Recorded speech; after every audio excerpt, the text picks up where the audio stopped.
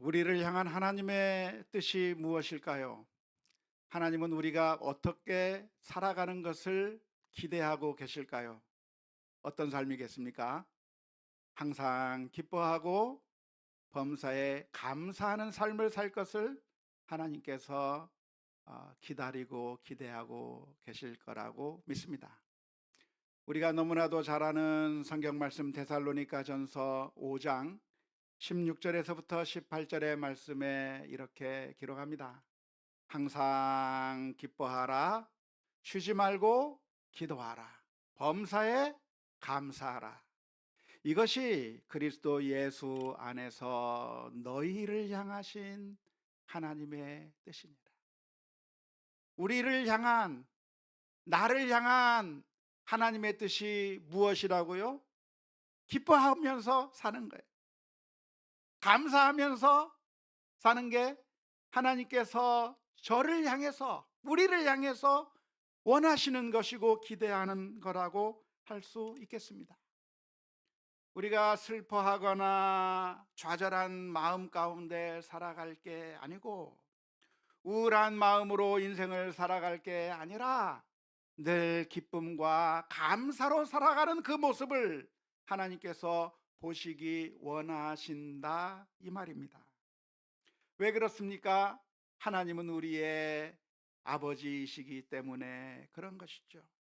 부모라고 한다면 우리 자녀들이 행복하게 사는 모습을 늘 기대합니다. 우리 아이들이 어떻게 살았으면 좋겠어요? 행복하게 살았으면 좋겠어요. 정말 기쁜 삶을 살았으면 좋겠어요. 정말 감사하는 삶을 사는 우리 자녀들이었으면 좋겠어요. 그런 마음을 우리가 가지고 있는 것과 마찬가지로 하나님께서는 우리 자녀들이, 하나님의 자녀들인 우리들이 어떻게 살아가기를 원하시는가? 슬픔 가운데, 절망 가운데, 괴로워하는 가운데, 불평과 원망 가운데 살아가는 모습을 원하시는 것이 아니라 기뻐하며 감사하는 삶을 살아가기를 원하신다고 하는 이 말씀을 우리가 늘 기억할 수 있기를 바랍니다. 며칠 전이었어요. 제 아내가 음성 파일을 하나 제게 보내줬습니다. 우리 큰딸아이가 제 아내에게 보낸 음성 파일이라고 하면서 보내주어서 제가 들어봤는데요. 그 음성 파일을 들어보니까 남편이 아내를 향해서 소리를 지르면서 화를 내고 있는 음성 파일이에요. 깜짝 놀랐어요. 사랑하는 우리 사위가 우리 딸을 향해서 저렇게 소리를 지르는가, 너무나도 깜짝 놀라서 도대체 무슨 내용일까 하고 귀 기울여서 녹음이 잘 희미하게 들려서 잘 모르지만 귀 기울여서 들어보니까 막 화를 내면서 넌 너무 이기적인 사람이야 막 소리를 지르고 내 인생에서 꺼져버려, 그런 얘기를 하는, 그런 충격적인 이야기를 하더라고요. 그래서 제 아내가 얼마나 놀랐을까요? 저도 굉장히 놀랐고 도대체 이걸 어떻게 해야만 되나 싶어서 제 아내가 우리 딸에게 카톡 문자 메시지를 보냈어요. 에릭이 화가 나면 그렇게 화를 많이 내니? 도대체 무슨 일이야? 하고 문자를 보냈더니 우리 딸에게서 전화가 왔습니다. 깔깔깔깔 웃으면서 엄마, 그거 우리 친구가 녹음한 거야. 자기 친구가 있는데 부부 싸움 가운데 그 싸우는 이야기를 녹음해서 들려주었고, 그리고 지금 그 아이가 자기 집에 피신해 와 있다고 그 얘기를 해 주어서 저희들이 깜짝 놀랐다가 안도의 숨을 돌리게 된 기억이 있습니다. 어쩌면 우리 부모들의 마음이 무엇일까요? 그것은 우리 자녀들이 행복한 거예요. 기쁘게 살아가는 모습을 보고 싶습니다. 행복하게 살아가고 있는 모습을 보기 원하시는 것처럼 하나님께서는 자녀된 우리가 어떻게 살기를 원하시는가? 절망 가운데, 슬픔 가운데, 불평과 원망 가운데 살아가는 모습이 아니라 늘 기쁨과 감사로 행복한 모습으로 살아가길 원하고 계시다고 하는 사실을 늘 마음속에 기억할 수 있기를 주님의 이름으로 축원합니다. 그래서 항상 질문을 던져야 하는 것이죠. 나는 과연 하나님께서 원하시는 삶을 살고 있는가? 지금 나는 주님께서 원하시는 그 모습을 가지고 있는가? 기쁨과 감사로 살아가고 있는가? 아니면 원망과 불평 가운데 살아가고 있는가? 질문을 던져야 될 것이라고 믿습니다. 특별히 우리가 매일매일의 삶을 기쁨과 감사로 살아가야 하는 것이 당연하지만, 그런데 우리가 1년 가운데서 11월 달을 감사의 달로 정하기도 하고, 또한 오늘 이렇게 11월 셋째 주일을 추수 감사 주일로 지키는 이유가 있다고 한다면, 그것은 우리가 다시 한번 감사의 마음을 회복하고 싶어서입니다. 지금까지 내가 그렇게 살지 못했던 우리들의 모습을 다시 한번 되돌아보면서, 맞아, 감사하면서 살아야지, 맞아, 기뻐하면서 살아야지, 우리 자신을 돌아보는 기회를 삼기 위해서 이렇게 추수감사주일을 만든 것이라고 할 수가 있겠는데, 워낙에는 오늘 이 예배 가운데 하나님께서 우리들의 심령을 만져주셔서 이러한 감사와 기쁨의 마음을 회복할 수 있기를 바랍니다. 우리가 안타깝게도 감사하지 못하는 삶을 살아갈 때가 많습니다. 하나님의 뜻과는 정반대로 우리는 불평하고 원망하면서 살아갈 때가 많은 것이죠. 도대체 왜 그러는 걸까요? 왜 우리는 기쁨이 없는 것일까요? 왜 우리는 절망 가운데 살아가는 걸까요? 우리는 왜 감사가 없는 것일까요? 성경을 들여다보면서 한번 그 문제를 진단해 보았으면 좋겠는데요. 성경은 우리들의 모습을 들여다보게 만들어주는 거울과 같은 것이기 때문에 이 성경을 읽으면서 우리가 우리 자신의 모습을 진단해 볼 수 있으면 좋겠습니다.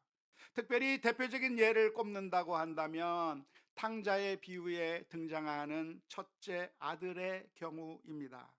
첫째 아들은 아버지의 집에 있으면서 감사를 몰랐어요. 아버지의 집에 살고 있다고 하는 것 자체가 큰 특권이고 행복이고 기쁨이라고 하는 사실을 망각해 버리고, 이 첫째 아들은 불만으로 가득 차 있는 겁니다. 화를 내고 있는 겁니다. 괴로워하고 있는 겁니다. 왜 그렇습니까? 감사할 이유가 없었기 때문일까요? 아니요. 감사할 이유는 있어요. 그런데 그 감사할 이유에 대해서 눈을 감아버렸고, 감사할 이유에 대해서 둔감해버려서 감사할 것에 대해서 감사하지 못하고 있는 그런 모습을 보여준 것이죠. 역시 둘째 아들도 마찬가지입니다. 둘째 아들도 아버지의 집을 떠나기 전에는 자기가 아버지의 집에 있다고 하는 것이 너무나도 고마운 일이고 감사한 일이라고 하는 사실을 망각해 버린 것이죠. 그냥 아버지의 집을 떠났으면 좋겠고, 거기는 속박이 있는 것 같고 거기는 자유가 없는 것 같아서, 그래서 내가 내 마음대로 할 수 있게 먼 나라로 가서 행복하게 살려고 시도했으나, 결국 발견하게 된 것은 돼지 주염 열매를 먹는 처량한 자신의 신세를 발견하고, 그때서야 깨닫게 된 겁니다. 내 아버지의 집에는 품꾼들도 먹을 것이 많은데, 내가 거기 살았었는데, 우리 아버지 집에 있는 그것이 행복이었고 기쁨이었는데, 그때서야 그 사실을 깨닫게 된 것이죠. 안타깝게도 우리는 언제나 잃어보기 전까지는 고마움을 모르는 존재들입니다. 지금 누리고 있는 것의 고마움, 지금 우리가 감사할 수 있는 것을 망각하면서 살아가고 있는 게 바로 우리들의 모습인 것이죠. 물고기는 물속에 있는 것이 얼마나 큰 특권이고 행복인지를 몰라요. 언제까지 몰라요? 낚싯바늘에 잡혀서 끌려 나와서 죽을 상황에 되기 전까지는 자신이 물속에 있는 것이 얼마나 행복한 것이고, 그 안에서 내가 얼마나 자유로울 수 있었는가에 대해서는 깨닫지 못하게 되는 거예요. 우리는 부모님의 소중함을 잘 모릅니다. 우리 아이들은 늘 부모님을 보면서 원망하죠. 불평하죠. 엄마 때문이야, 아빠 때문이야, 다 원망하면서 살아가고 있는데, 우리가 부모님을 잃고 난 다음에서야 부모님의 소중함을 깨닫는 그 어리석은 모습을 우리들이 가지고 있는 것이고요. 우리는 공기의 소중함을 깨닫지 못합니다. 언제까지 깨닫지 못하나요? 숨을 쉴 수 없는 상황에 이르러서야 비로소 공기의 소중함을 깨닫는 것입니다. 우리의 마음 가운데 불평으로 가득 차 있는 이유가 무엇일까요? 그것은 감사할 이유가 없었기 때문이 아니라 감사할 이유를 보지 않았기 때문입니다. 따라서 범사에 감사라고 하는 이 말씀은 우리들의 모든 상황 속에서 감사해야 할 이유를 발견하라고 하는 의미입니다. 모든 것을 바라보면서 여기에는 무엇으로 감사할 수 있을까? 이것으로는 무엇을 감사할 수 있을까? 내게 주어진 것, 내가 누리고 있는 것, 모든 상황 가운데서 하나님의 선하신 사랑과 뜻을 발견하는 그 노력을 하라고 하는 말씀이 범사에 감사하라고 하는 말씀입니다. 특별히 오늘 우리는 하나님의 놀라우신 은혜를 기억해야 할 것인데요. 오늘 읽은 고린도전서 2장 9절의 말씀을 보면 이렇게 기록합니다. 기록된 바 하나님이 자기를 사랑하는 자들을 위하여 예비하신 모든 것은 눈으로 보지 못하고 귀로 듣지 못하고 사람의 마음으로 생각하지도 못하였다 함과 같으니라. 하나님께서 우리를 위해서, 하나님께서 그 사랑하는 자녀들을 위해서 예비해 놓으신 그 선물은 우리가 눈으로 보지도 못했었고 귀로 들어본 적도 없고 마음으로 상상할 수도 없는 그 어마어마한 것들을 하나님께서 예비해 놓으셨다고 고백하고 있는 것이죠.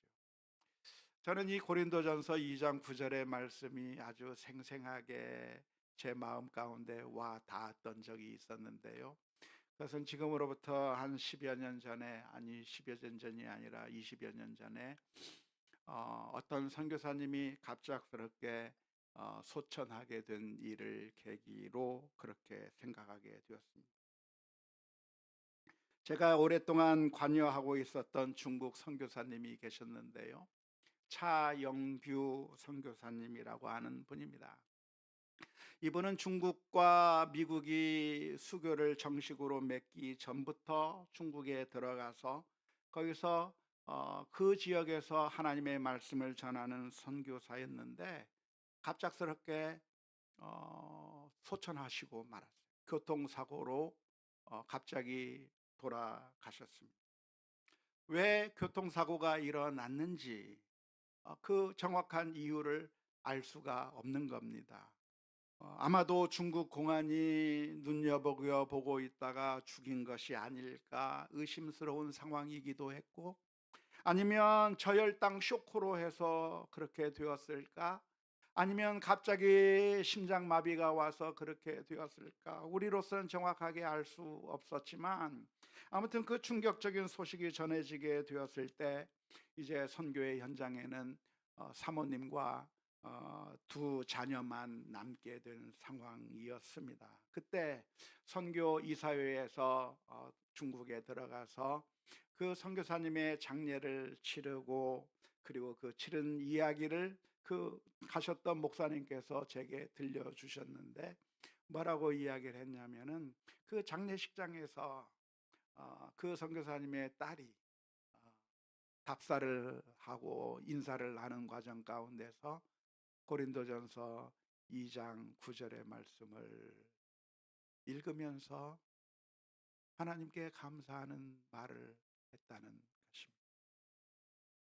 그 힘들고 어려운 슬픔의 순간에, 가장 절망적인 바로 그 순간에 그 아이의 입에서 나온 고백이 무엇이냐면, 하나님이 우리를 향해서 베푸신 그 사랑은 우리가 눈으로 볼 수도 없었고 귀로 들을 수도 없었고 우리의 마음으로 생각할 수도 없는 그 엄청난 은혜가 있었다고 하는 그 사실을 믿음으로 고백하면서 그 힘든 순간에도 오히려 담대하게 믿음으로 일어서는 그 모습을 보여주었다고 하는 이야기를 듣게 되었을 때 제 마음 가운데 아주 깊은 인상을 받게 되었습니다. 어떻게 하면 우리는 이런 순간에 우리는 절망하지 않고 오히려 담대하게 믿음을 유지할 수 있을까요? 어떻게 하면 우리는 감사할 수 있을까요? 그것은 하나님의 은혜를 바라보는 믿음의 눈을 가질 때입니다. 하나님이 누구신가? 하나님은 우리의 아버지이시기 때문에 우리에게 무엇을 주실 것인가? 가장 좋은 것을 예비해 놓으셨다는 거예요. 그것을 믿는 믿음이 우리 모두에게 있어야 될 줄로 믿습니다. 하나님은 우리의 아버지이시기 때문에 가장 좋은 길로, 선한 길로, 우리가 상상할 수도 없는 그 어마어마한 길로 인도해 주신다고 하는 사실을 기억하면서 우리의 눈에는 그렇게 보이지 않는다고 할지라도, 그래서 절망스럽게 느껴지는 그 순간에라도 우리는 감사하는 마음을 회복해야 할 것입니다. 왜 우리는 그것을 기억하지 못하는가? 그것을 느끼지 못하는가? 그것은 우리의 생각이 하나님의 생각과는 다르기 때문인 것이죠. 하나님께서는 큰 관점을 가지고, 하나님은 거시적인 관점을 가지고 우리를 향해서 어마어마한 것을 준비해 주고 계시는데, 우리의 생각에는 이 세상에 썩어질 것, 잠시 있다가 없어지는 것, 별로 중요하지 않은 것에 우리가 목숨을 걸고 있기 때문에 그런 거죠. 우리의 생각과 하나님의 생각이 다르기 때문에 그래요. 마치 어린아이들과 같은 것이죠. 어린아이들에게 가장 중요한 게 뭐예요? 장난감이에요. 어린아이들에게 중요한 게 뭐예요? 별로 중요하지 않은 거예요. 그거 가지고 서로 싸운다. 정말 아무것도 아닌 걸 가지고 아이들이 싸우는 그 모습을 보셨습니까?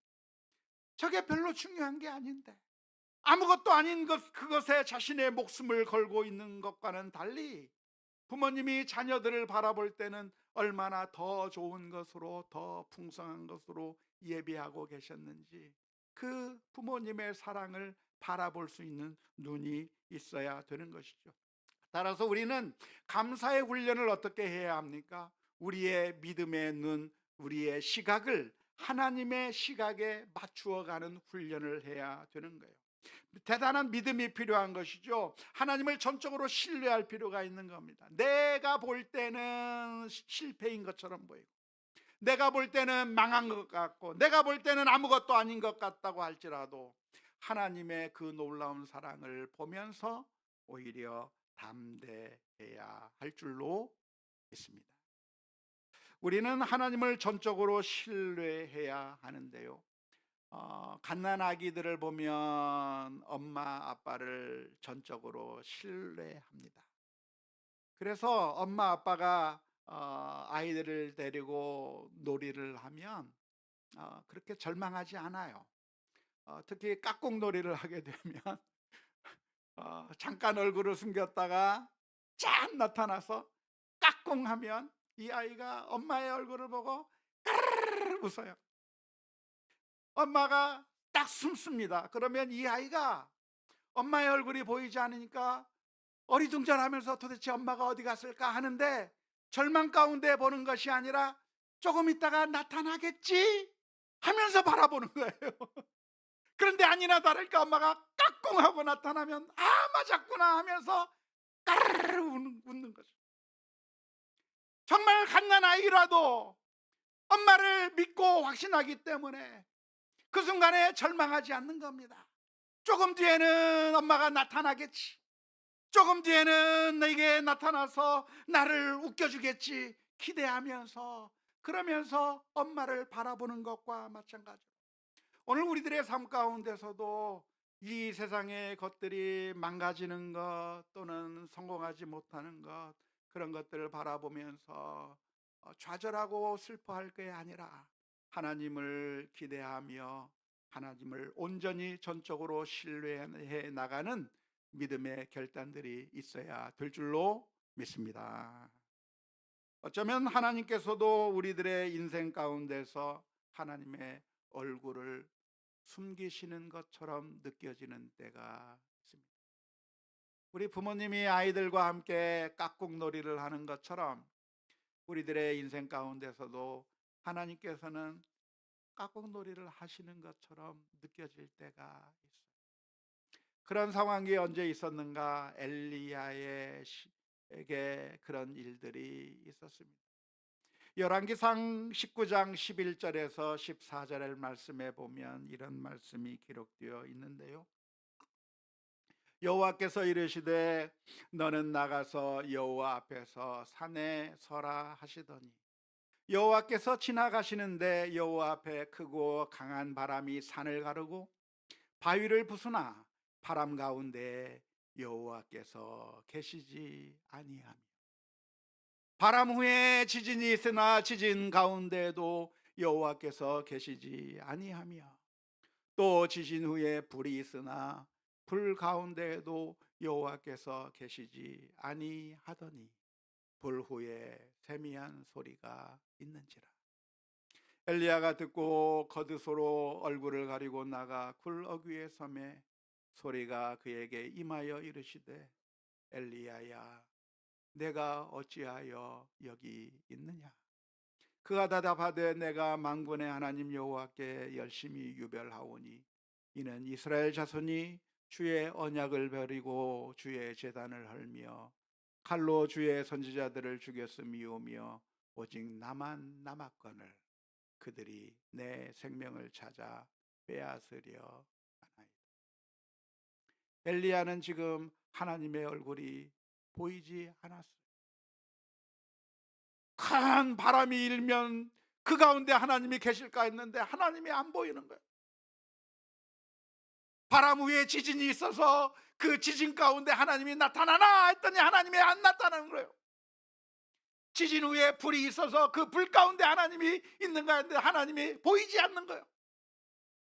그런데 정말 안 보이는가 했더니 하나님이 세미한 음성으로 들려주시는 거예요. 네가 어째서 거기 있느냐? 왜 절망의 자리에 서 있느냐? 왜 슬퍼하며 있느냐? 주님께서 물으시는 거예요. 어쩌면 우리 인생에서도 이런 일들이 얼마나 많은지 모릅니다. 하나님이 나와 함께 계시면 좋겠는데 하나님이 나랑 함께 하지 않는 것 같아요. 내 기도에 응답하지 않는 것 같아요. 내 병은 낫지 않는 것 같아요. 우리 가정의 문제는 도무지 해결될 방법이 없는 것 같아요. 아무리 해도 하나님께서는 나를 외면하시는 것처럼 느껴질 때가 있는 것이죠. 그런데 그때 하나님의 얼굴을 감추는 것처럼 보일 때 우리가 괴로워하고 절망할 것이 아니라 하나님이 따끔하고 나타날 것을 기대해야 됩니다. 하나님이 어떤 하나님이십니까? 하나님은 우리를 사랑하시는 아버지와 같은 하나님이시기 때문입니다. 어떻게 하면 우리는 항상 기뻐하고 모든 일에 감사할 수 있습니까? 그래서 하나님의 그 놀라운 사랑을 바라보아야 합니다. 우리에게 주어진 그 모든 것들을 불만의 눈으로, 불평의 눈으로 바라볼 것이 아니라 하나님의 선물로 바라보아야 하는 것이죠. 하나님께서 우리에게 주신 것은 그것이 어느 것이든지 하나님의 선물입니다.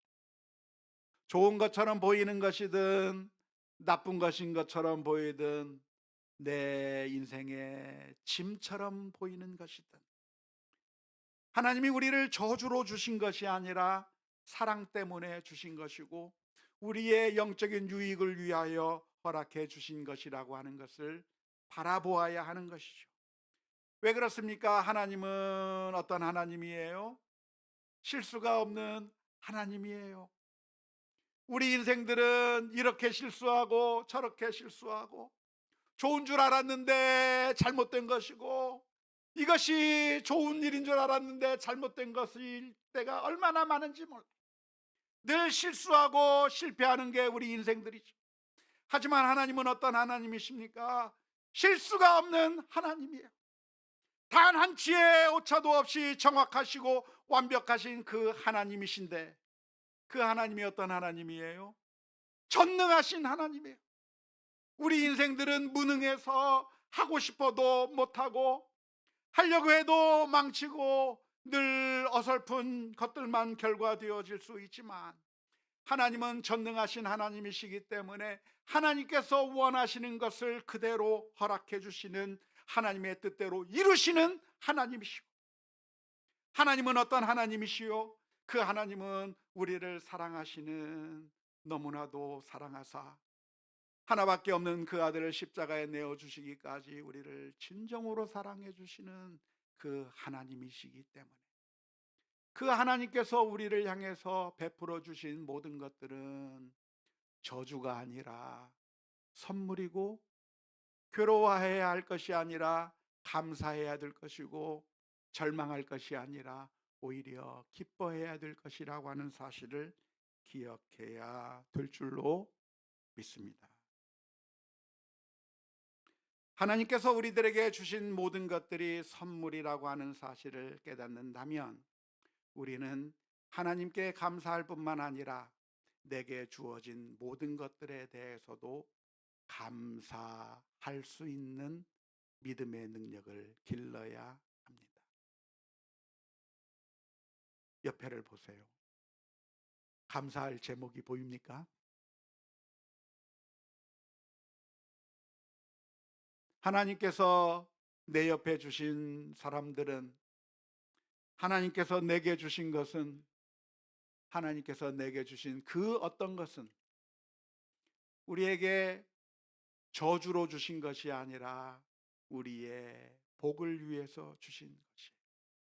그렇기 때문에 하나님께 감사하는 사람은 우리 주변의 모든 사람들에게 감사로 나타나야, 그게 진정으로 하나님을 감사하는 사람들의 모습이라고 할 수 있습니다. 제가 미국에 가서 아주 인상 깊게 보았던 모습이 하나 있었는데요. 그것은 추수감사절이 되면 사람들이 이웃들을 향해서 감사의 마음을 작게나마 표현한다고 하는 것이었어요.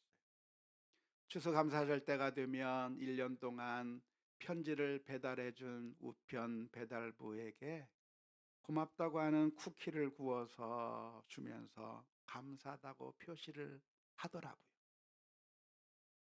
자기가 매일 혹은 자주 다니던 식당에 가서 추수감사절 기간이 되면 내가 이 좋은 식당이 있어서 늘 식사 맛있게 할 수 있어서 고맙다고, 그 식당 주인에게 고맙다고 하는 표시를 하더라고요.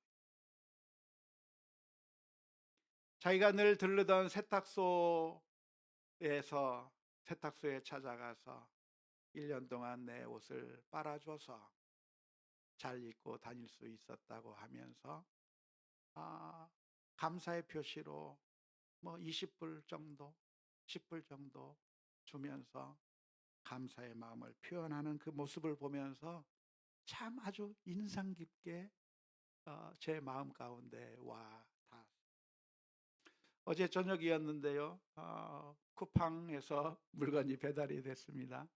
평상시에는 그냥 물건만 놓고 가는데, 마침 제가 있는 상황에 그 아저씨가 배달을 해주는 모습을 보고 달려나가서 저희에게 있던 감을 한 상자 마련해서, 혹시 감 드릴 테니까 혹시 가져가실래요? 라고 물어봤더니 이 쿠팡 청년이 얼굴에 만면의 미소를 지면서 주시면 고맙죠 그러는 거예요.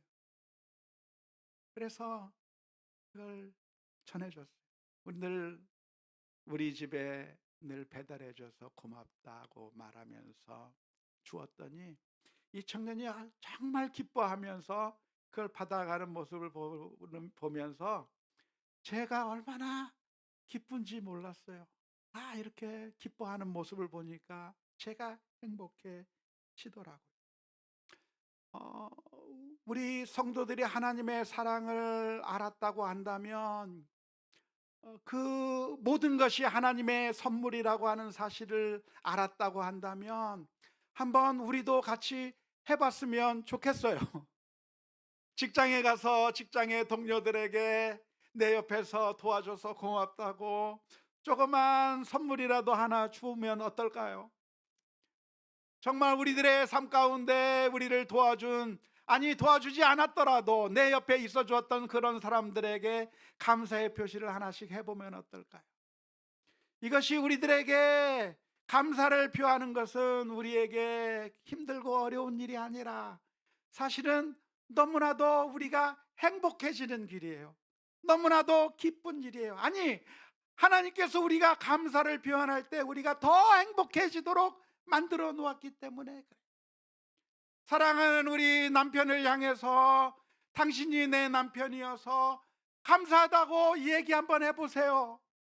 사랑하는 우리 아내를 보고 당신이 내 아내여서 너무 감사하다고 얘기 한번 해주고, 우리 자녀들을 향해서 네가 내 아들이어서 내 딸이어서 너무나도 고맙다고 전화 한번 해주세요. 우리 사랑하는 어머니에게, 아버지에게 너무 감사하다고 이야기 한번 해주세요. 왜냐하면 하나님께서 우리들에게 주신 선물이기 때문입니다. 사실 그 선물이라고 하는 것은 우리에게 유익한 것만이 선물이 아니라 사실은 모든 것이 선물이거든요.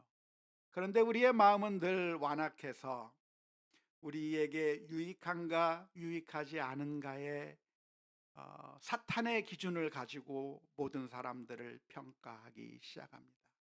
이것은 성경적인 기준이 아니라 사탄의 기준일 수밖에 없는데요. 사실은 성경적인 기준은 무엇이냐면 부족한 사람이 내 옆에 있다고 한다면 내가 그 부족한 사람을 위해서 채워줄 수 있다고 하는 것이 내게 놀라운 축복의 선물이에요. 내게 연약한 자가 붙어 있다고 한다면 그 연약한 자에게 내가 감싸줄 수 있다고 하는 것이 하나님께서 내게 주신 사명의 축복인 것이죠. 내가 강도 만난 자의 옆을 지나가게 된다고 한다면 재수 없어서 강도 만난 자의 옆을 지나간 게 아니라 하나님께서 내게 축복으로 그 사람 옆을 지나가게 하신 거예요. 그 사람을 도와줄 수 있는 그 사명의 축복을 우리에게 주신 것이죠. 바울 사도는 늘 고백했습니다. 내가 이 이방인들에게 복음을 전하게 된 것은 내가 빚진 것이다. 저 사람들에게 복음을 전하라고 하나님께서는 나를 구원해 주셨고 저 사람들 때문에 내가 구원받았으니 내가 빚진 것이다고 하면서 감사의 마음으로 그 사명을 감당해 나간 것이죠. 우리가 라면을 먹는다고 한다면 저 사람들이 불쌍해서 그냥 우리가 우리의 가진 것을 자랑하기 위해서 나누어 주는 것이 아니라 하나님께서 우리에게 사명으로 주신 그 기쁨과 감사로 참여하게 되는 것이죠. 오늘 우리는 우리의 모습을 살펴보아야 합니다.